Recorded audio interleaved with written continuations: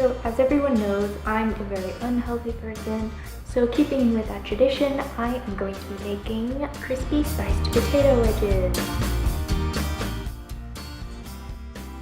Okay, so for this one, I'm going to be making some major changes to the recipe, mainly because I don't have the ingredients. One of the main ingredients in this dish is mustard seeds, but I could not find them anywhere, and I really tried, but I couldn't. So I'm just going to not use them and hope for the best. So the first thing you need to do is cut 2 pounds of potatoes into wedges.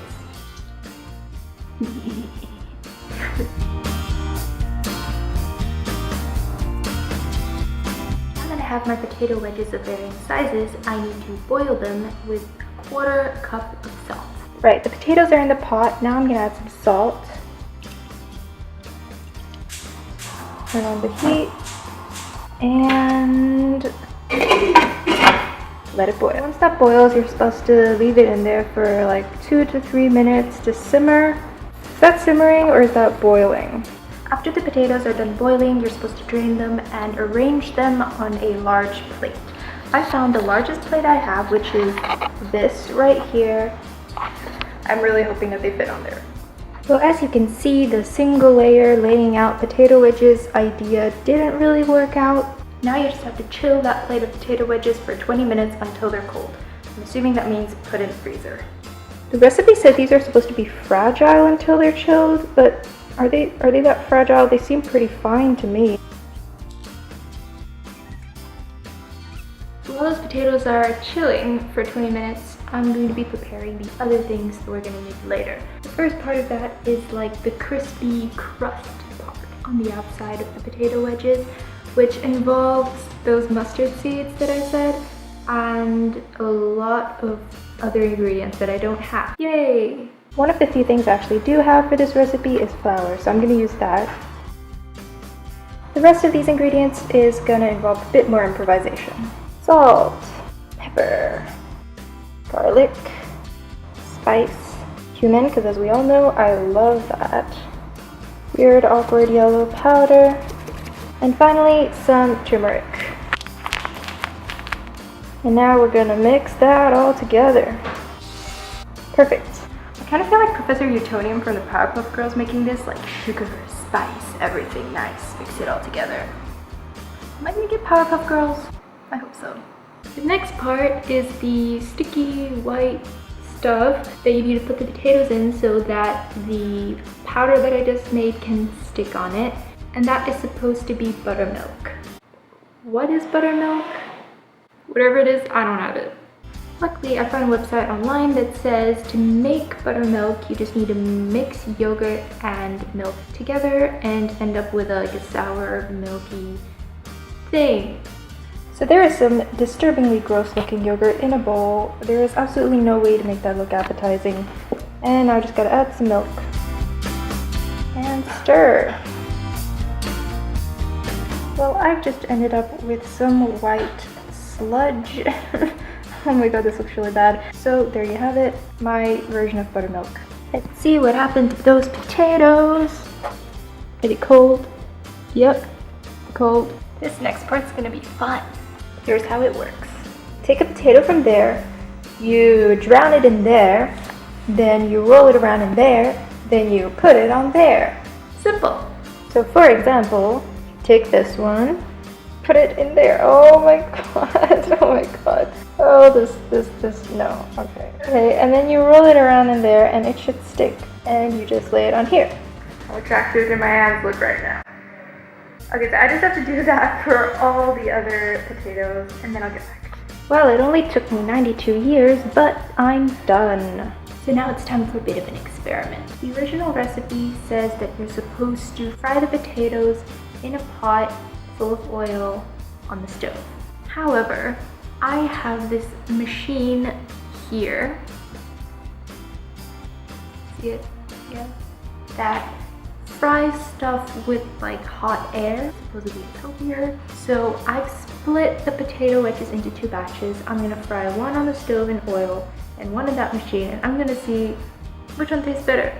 All right, here is the pot of oil. I'm just going to heat that.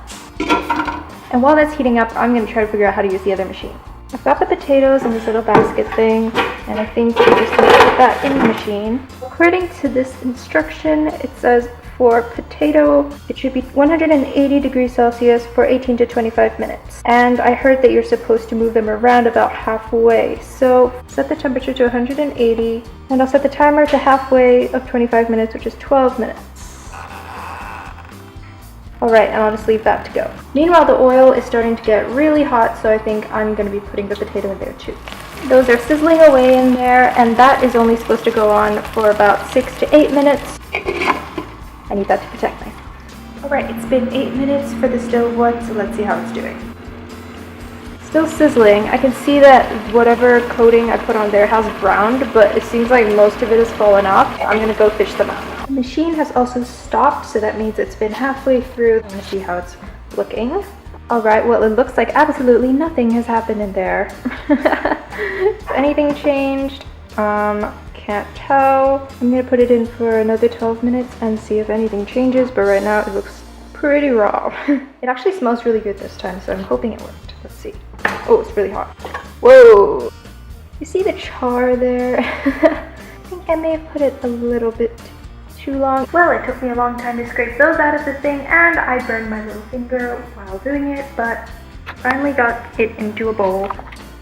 There. These two are now looking like completely different dishes. This is like yellow and oily, and this is brown and burnt. The one thing I have to do now is just season them with salt, pepper, garlic, and paprika, and then it's eating time, finally. And there we go. One sad looking plate of sad looking potato wedges. And some mustard. Well, making this has been a trip. I stuck my hand in yogurt, I burned myself, I certainly burned food, and let's see if this was all worth it. Okay, I'm gonna try the normal hot fried ones first. Mustard, let's go. Okay, well, I mean, it's alright, but it's not really as crispy as I thought it would be, because on the recipe it did say like crispy whatever potato wedges.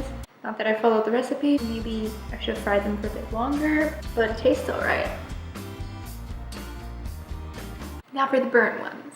Well, I'm pretty sure this is going to be crispier. Judging by that blackness, I just want to see if it's still edible. Let's go.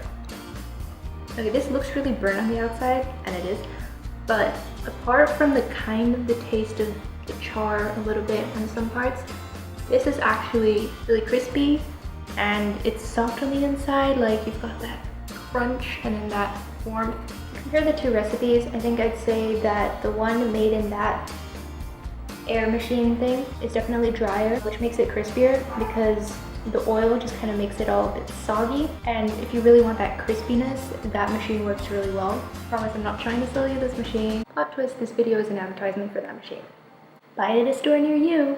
So although I overcooked one and undercooked the other, overall I'd say the ones made in that hot air blowing machine worked out slightly better. Okay, I know I'm supposed to rate every recipe after I try it, but this one was like a huge deviation from the actual recipe. I changed pretty much everything about it except the fact that it uses potatoes. So I can't really rate the recipe. I'm gonna rate myself. Let's be honest, I failed pretty miserably in cooking, but it still somehow worked out okay. So I'm gonna rate this whole experience 6 out of 10 stars.